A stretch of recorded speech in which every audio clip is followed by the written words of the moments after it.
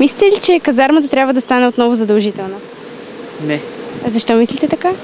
Защото при тези условия, при които функционира държавата в момента, това е нещо безсмислено. Не, според мен трябва да бъде задължително. А защо мислите така? Защото няма смисъл от нея, според мен. Защото във всяка държава има армия, нашата е само платена. Тъй като и тя вече е на изчезване, мисля, че такова военно обучение би било полезно и за нашата държавна сигурност, и както и за възпитанието на младите хора. Да. А защо мислите така? Може би за завършващите момчета да отидат малко, поне да се научат на повече дисциплина.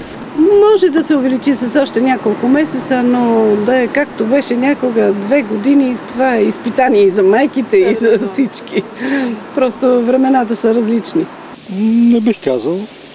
А защо може мислите? би за по-кратък период, но колкото за оформяне на характерите на момчета, не толкова за... И може би не точно под тая форма, под която беше преди години. Да.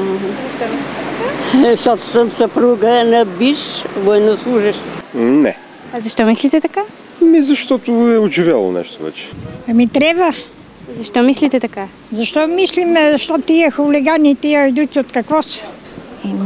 Отчасти да, но не съм категорично да, защото възпитава. На практика адски много възпитава казармата. Както възпитават школите, както възпитават интернатите със спорта, възпитава изключително много. Но сега за защита и такива неща не съм много неясна.